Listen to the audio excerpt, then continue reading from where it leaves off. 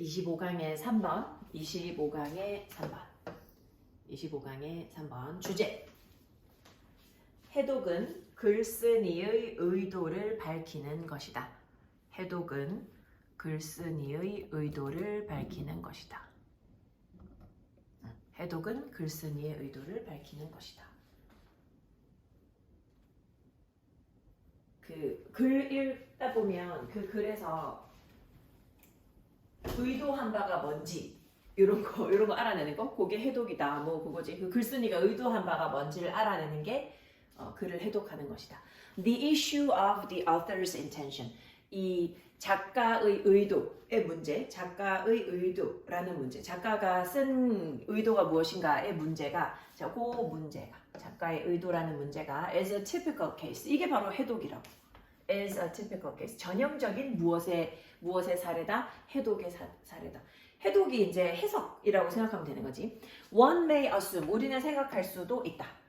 That the text, 이 어떤 글이 conceals a message, 어떤 메시지를 숨기고 있다 라고 생각할 수도 있다. 그리고 두 번째로 that, 자, 우리가 생각할 수 있는 거 두 가지. 메시지를 숨기고 있구나. 두 번째, that the author's intention, 이 작가의 의도가 is the code, 바로 그 암호다. 근데 그 암호, 어떤 암호? According to which, 그 암호에 따라서 the text should be understood, 글이 이해되어져야 되는 암호다. 여기 보면 according to, 이게 전치사거든. 전치사 플러스 관계대명사. 전치사 플러스 관계대명사. 요거 같은 경우에 만약에 뭐 관계 부사로 바꾼다 그러면 쉽지 않을 수도 있고, 그 모든 전치사 플러스 관계대명사가 관계 부사로 바뀌는 건 아니니까. 그 여기 지금 보면 앞에 선행사 코드가 있으니까 해석할 때 쉽게 하려면 요 더 코드를 갖다가 여기다가 집어 넣어서 생각하면 되는 거잖아. 그래서 해석하면 이제 그 암호에 따라서 지문이 이해되어져야 하는 암호인 거지. 그지? 그 작가의 의도가 바로 그 암호라는 거지.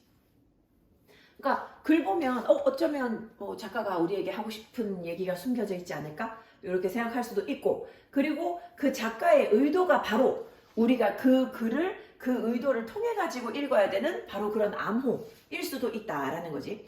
만약에 그 지문이 was intentionally coded, 의도적으로, 그러니까 비유적인 글이라던가 아니면 뭐 비판적인 글이라던가, 근데 보면 그러니까 약간 좀 꼬아놓거나 아니면 비유적으로 표현해가지고 그 의도가 있는데, 이제 뭐 예를 들어 뭐 누구를 까내리고 싶은 의도가 있다 그러면은 그런 게 의도적으로 암호화되어 있는 거지. 만약에 이 지문이 의도적으로 암호화되어 있다면, 그러면 그거 어떻게 아냐 하면 그 작가의 평소에 하는 말, 증언, 그지? 아니면 그 글에 나타나 있는 말, 그지? 직접적이든 간접적이든 간에 그 작가의 증언이 아마도 the best source for decoding it, 그것을 해독하는데 최고의 원천이 되는 것이다.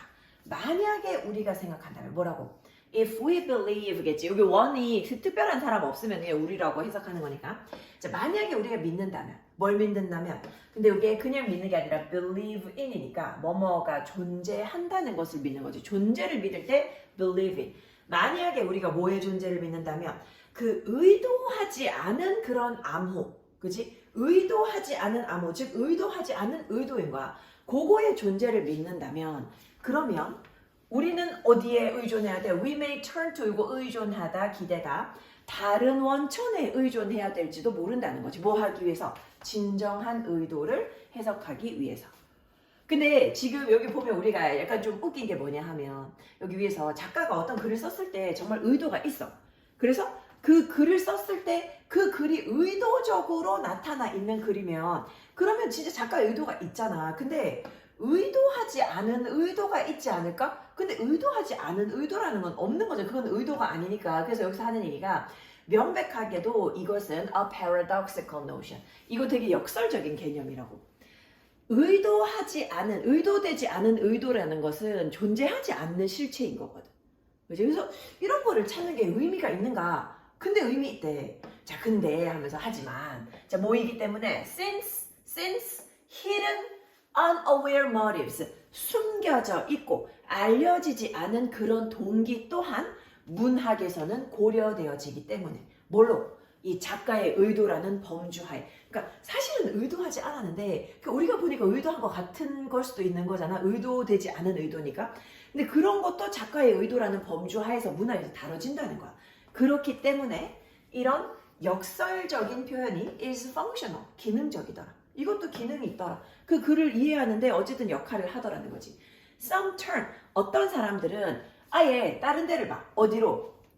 From the author's intention, 작가의 의도에서 이제 문화적인 의도로 가거나 아니면 심지어는 to the reader's intention, 독자의 의도로까지 간다는 거야. From A to B to C. 그러니까 작가의 의도 보다가 이 글의 문화적인 의도가 뭘까? 이 글을 읽는 독자의 의도가 뭘까? 이런 식으로 아예 그 의도의 주체를 바꾸기도 한다는 거지. 누구의 의도인가? 라는 이 문제는 사실은 규범의 문제, 가치의 문제, 관심사의 문제다. 그러니까 이게 뭔 소리냐면 좀 되게 복잡하게 보이겠지만 예를 들어가지고 만약에 내가 이제 군대 가기 전에 이제 있는 그런 어떤 청년이다. 그러면 군대 관련된 책을 읽으면 그 책을 읽는 독자의 의도는 뭐냐면 군대 생활에 대해서 먼저 알고 싶은 거잖아. 그러니까 이 독자의 의도로 가서 이제 작가의 의도가 아니라 다른 사람의 의도가 되면 그거는 그 사람의 흥미하고도 관심이 있을 수 있다는 거지. 그리고 만약에 어떤 글이 문화적인 의도가 있는 글이다. 예를 들어 가지고 대만 여행을 갔다가 사람들이 많이 가게 하고 싶다. 그럼 그 문화적인 의도인 거잖아. 그러면 그때 이제 예를 들어서 대만과 관련된 좋은 어떤 책들을 펴낸다던가 그런 거는 가치에 관한 문제일 수 있는 거거든. 그래서 누구의 의도인가는 사실은 여러 가지 다른 측면의 어떤 그런 문제이기는 하지만 그 활동은 똑같다는 거지. 결국에 의도를 밝혀낸다. 의도를 밝혀낸다라는 것은 뭐 하는 것이다? 그게 바로 해독의 목적인 것이다. 그게 누구의 의도든 정말 작가가 의도한 것이든 의도하지 않은 것이든 그게 그 글을 읽어내는 목적이 된다. 자, 다시 한번 흐름. 이게 되게 약간 뭐라지? 막 100% 막 명쾌한 느낌 막 이런 거는 아니라서 조금 이해하려면 여러 번 봐야 될 수도 있는데 좀 예시 같은 거 생각해야 될 수도 있고. 자, 다시. 자, 작가의 의도라는 문제. 이 작가의 의도라는 문제. 이 작가의 의도라는 문제가 바로 이 해독의 전형적인 어떤 사례더라. 자, 우리는 생각할 수 있지. 그 글이 메시지를 숨기고 있다. 아니면 또 뭐라고 생각할 수 있어? 그 작가의 의도가 바로 그 어떤 암호다. 작가의 의도가 바로 암호다. 근데 그 암호에 따라서 우리가 그 글을 이해해야 된다.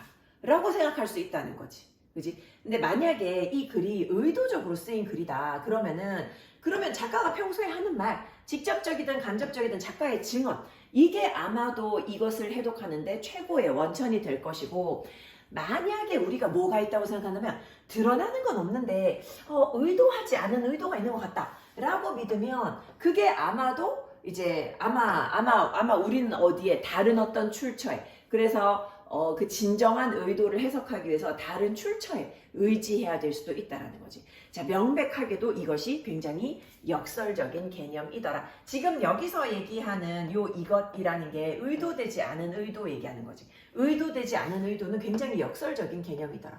의도되지 않은 의도라는 것은 존재하지 않는 실체거든. 그런 거 원래 없거든. 의도되지 않았는데 의도가 어딨어. 근데 숨겨져 있고 알려지지 않은 그런 어떠한 동기, 이런 것도 사실 문학에서는 이 작가의 의도라는 범주 하에서 다뤄지기는 한다는 거야. 그러니까 실제로 있잖아. 너네 뭐 학교에서 예를 들면 뭐 관동별곡, 뭐 청산별곡 이런 거 보면 나 정확하게 기억 안 나는데 예를 들면 그 중간중간에 그런 거 나오잖아. 뭐 임금에 대한 어떤 충성심을 나타내고 있다. 근데 사실 그 사람은 그런 의도 아니었을 수도 있잖아. 근데 우리는 의도치 않은 의도가 아닐까 하면서 우리가 그 의도를 갖다 만들어내서 보기도 하잖아. 근데 그래도 그런 의도들도 문학적으로 인정되고 있거든. 작가의 의도라고. 그지?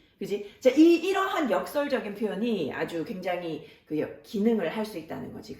우리가 이해할 때 도움 된다는 거지. 어떤 사람들은 이제 작가의 의도, 찾다 못해서 이 글의 문화적인 의도, 심지어는 이 글을 읽는 독자들의 의도, 여기까지도 나간다는 거야. 근데 이 누구의 의도냐라는 거는 뭐 규범, 가치관, 아니면 관심사의 문제일 수 있는데 그거 상관없이 어쨌든 간에 의도를 알아내는 이 활동은 다 똑같다고. 이 의도를 드러내는 것, 이것은 결국은 뭐 하는 것이다? 이 글을 해독하고자 하는 언어를 가지고 있는 것이더라.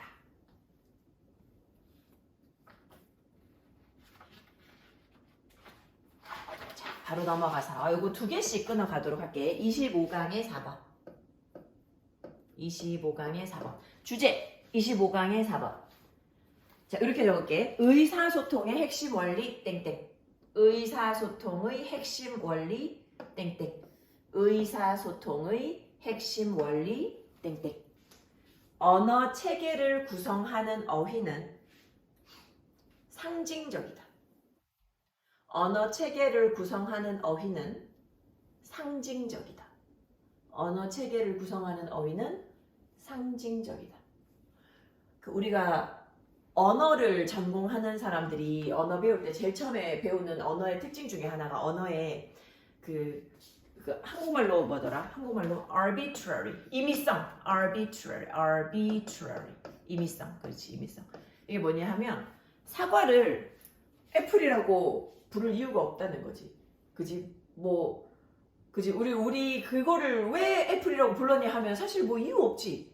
그지? 그냥 뭐 갖다 붙이는 거야. 언어에는 굉장히 임의성이 있어서 애플이 한국말로 사과잖아. 그지? 사과도 뭐 별로 특별한 의미 없다는 거기다 갖다 붙인 이름인 거잖아.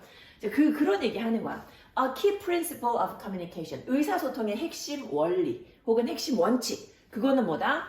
Is that it is symbolic. 상징적인 거라고. Communication. 의사소통은 상징적이야. 뭐라는 면에서? In that the words, 단어 that make up our language systems, 우리의 언어 체계를 구성하는 언어, make up 하면 구성하다니까, 우리의 어휘 체계를 구성하는 그 언어, 그 단어가 직접적으로 correspond to something, 어디에 상응하지 않는다고, 뭔가에 in reality, 현실에서 딱 상응하지는 않는다는 거야. 다시, 의사소통의 기본 원칙, 그치? 핵심 원칙, 그게 이제 상징적이라는 건데, 의사소통은 어떤 점에서 상징적이고 한 요거 접속사지. 자, 우리의 어휘 체계를 구성하고 있는 단어, 그게 직접적으로 이 현실에 있는 뭔가하고 다 상응하지는 않는다는 거지. 예를 들면 아까 내가 사과라고 했지만 그거는 사과, 빨간 사과, 뭐 초록색 사과, 여기 형태가 있지. 근데 그거 말고 아름다움 이런 거 있잖아. 이런 거 현실에 딱 있는 거잖아. 선 이런 거 현실에 어떻게 보여줄 건데, 그것을 갖다가 형상화한 어떤 상황이나 행동은 있을 수 있지만 무엇인가의 어떤 것에 딱 이렇게 상응하진 않잖아. 자, 그 대신에 they stand in for. 자, stand in for 하면 뭐뭐를 대신하다. 자, 그거는 대신하거나 아니면 상징해. 어떤 것을 대신하거나 상징해. 딱 이거다 라고 얘기할 수 있는 게 아니라 대신하거나 상징하다. 자, 뭐라는 사실? The fact that communication varies so much. 이 의사소통이라는 것이 굉장히 의사소통이 다양하대. 매우 다양하대. 누구 사이에? So much among. 사람들 사이에서도 다양하고. Context. 맥락 사이에서도 다양하고. 그리고 cultures. 문화 사이에서도 다양하다. 라는 이러한 사실이, 그치? 의사소통이 다양하다라는 이 사실이 뭘 보여준다? Illustrates the principle. 어떤 원칙을 보여주더라. 그 원칙의 내용이 that meaning is not inherent in the words we use. 자, 이 의미라는 것이 내재적이지 않다. In the words, 단어에. 어떤 단어? 우리가 사용하는 단어에.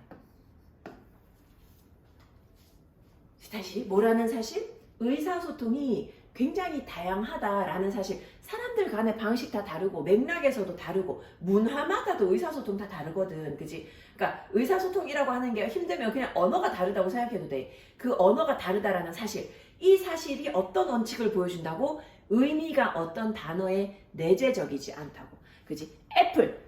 애플이라는 게 그 애플이라고 부르는데 애플이라는 단어에 내재적인 의미가 있지 않다는 거야. 우리가 사용하는 단어에 내재적인 의미가 없어. 예를 들어서 지금 여기서 예시 이제 나오지. Let's say 한번 예를 들어보자. You go to France on vacation. 프랑스에 여행 갔어. 휴가 갔어. And see the word. 그리고 어떤 단어 봐? poisson이라는 단어. 메뉴에 poisson 있거든. 자, 네가 뭐 하지 않는 한 unless you know. 네가 알지 않는 한 how to read French. 불어 읽는 방법을 알고 있지 않는 한 you will not know. 알 수 없지. That The symbol is the same as the English symbol fish. 이게 뭐하고 같다라는 것을 the same as 영어 상징, 영어 단어 fish하고 같다는 것을 알 수 없어. 그치? 그거 모르지, 알 수 없지. Those two words, 이 두 개의 단어가 전혀 똑같이 생기지 않았잖아.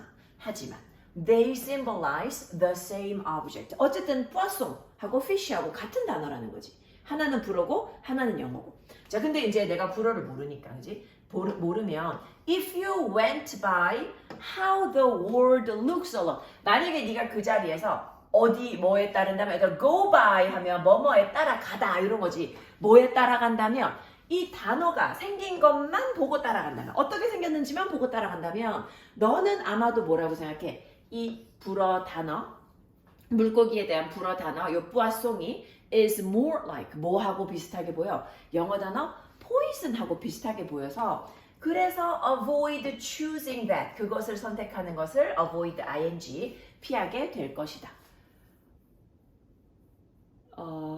그치? 요거 1번 동그라미 여기로 가야 되겠네? 요렇게 생각해서, 그치? fish라는 단어가 영어 단어 poison하고 비슷하다고 생각해서 아마도 너는 그것을 선택하는 것을 피하게 될 것이다. 이거 잠깐 이거 떴는데 녹화가 제대로 됐나 모르겠네. 뭐 어쨌든 간에 putting a picture of a fish on a menu. 요 메뉴에다가 물고기 그림을 갖다가 놔두는 것, 물고기 그림을 넣어두는 것이 아마도 definitely 명백하게도 help 도움이 될 것이다. 자, 뭐 하는데 도움돼? help 빨간 펜으로 해볼게. help a foreign tourist understand. 외국인 여행객들이 이해하는 것에 도움이 될 것이다. 뭐를? what they are ordering. 본인이 무엇을 주문하고 있는지를 이해하는 데 도움이 될 것이다. 왜? 왜냐하면 the picture, 사진이야말로 is an actual representation. 실제의 어떤 표상이니까. of the object, 물체의 표상이니까. rather than a symbol for it. 그것에 대한 상징보다도. 그치? 상징이라기보다도. rather, 뭐뭐라기보다. 이거지, 뭐뭐라기보다. 요거는 내용 조금 되게 직관적으로 이해 잘할 수 있는 내용. 자, 다시. 자, 핵심 원칙. 의사소통의 핵심 원칙. 의사소통의 핵심 원칙은 상징적이다라는 것. 자, 의사소통이 어떤 측면에서 상징적이냐고 하니 우리의 언어 체계를 구성하고 있는 이 단어가 직접적으로 상응하지 않는다는 것. 그지? 이 실제에 있는 뭔가에 딱 무조건 딱 상응하지는 않는다는 거. 그지? 이 본질적으로 같은 그러니까 어떤 물체를 딱 봤을 때 우와 너는 사과구나 이렇게 말할 수 없다는 거지. 사과라는 단어를 아예 모르는 사람이. 그지? 본질적이지 않다는 거지.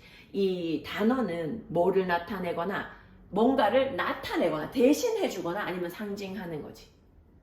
자, 뭐라는 사실? 의사소통이 다양하다는 사실. 사람들마다 그리고 맥락마다 문화마다 의사소통이 다 다르다라는 사실. 이것이 뭘 나타내준다? 어떤 원칙. 자, 그 원칙이 뭔데? 이게 중요한 거지. Meaning is not inherent in the words. 이 의미가 단어에 내재적인 게 아니라는 거야. 우리가 사용하는 단어에 내재적이지 않다고. 예를 들어서 네가 프랑스에 휴가 갔어. 그리고 이제 푸아송이라는 단어를 보잖아. 그지? 그러면 네가 불어를 읽는 법을 알지 못한다면 그러면 아마 모르겠지. 이게 영어의 fish를 나타내는지 알 수 없지. 그지? 그 단어는 본질적인 게 아니기 때문에 이 두 단어는 전혀 똑같이 안 생겼지만 근데 똑같은 물체를 상징하거든. 그지? 언어가 다를 뿐인 거지. 만약에 네가 선택할 때 뭘 따라간다면 이거 어떻게 생겼는지 보고 따라간다면, 그지? 그렇게 이제 행동을 한다면 아마도 뭐라고 생각해? 이 불어 단어, 물고기, fish에 대한 불어 단어, 뿌아송, 이것이 영어의 poison하고 비슷하구나 라고 생각하고 아마도 그거 저녁 식사로 선택 안 할 것이다. 자, 그림, 물고기 그림을 메뉴 옆에다가 놔두는 것이 굉장히 도움된다는 거지. 뭐 어디에 도움돼? 이 외국인 그 관광객이 이해하는데 도움이 될 것이다. 그들이 뭘 주문하는지. 왜냐하면 그림이야말로 실제의 어떤 사물에 대한 표상이거든. 그지? 그것에 대한 상징이 아니라 그림은 그대로 나타낸 거니까 표상이더라.